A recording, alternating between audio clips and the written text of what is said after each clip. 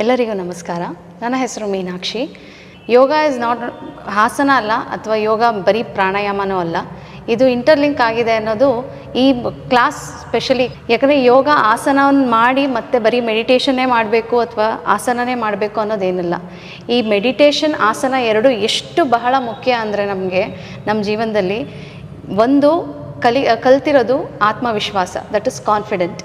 So ಧ್ಯಾನದ ಶಿಬಿರದಲ್ಲಿ ನಾನು ಕಲ್ತಿರೋದು ಕಾನ್ಫಿಡೆನ್ಸ್. ಫಸ್ಟ್ ಮೊದಲನೇದು ಕಲ್ತಿರೋದು ಕಾನ್ಫಿಡೆನ್ಸ್.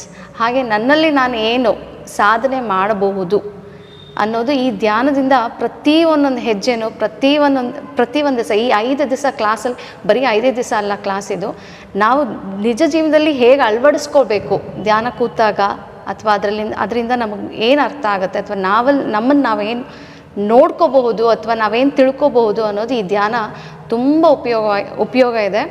ಹಾಗೆ ನನ್ನ ಕಲಿಸಿಕೊಟ್ಟ ನನ್ನ ಗುರುಗಳಿಗೆ ಹಾಗೂ ಅವರ ಕುಟುಂಬದವರಿಗೆ ಹೃತ್ಪೂರ್ವಕ ಧನ್ಯವಾದಗಳು ತಿಳಿಸೋಕ್ಕೆ ಇಷ್ಟಪಡ್ತೀನಿ.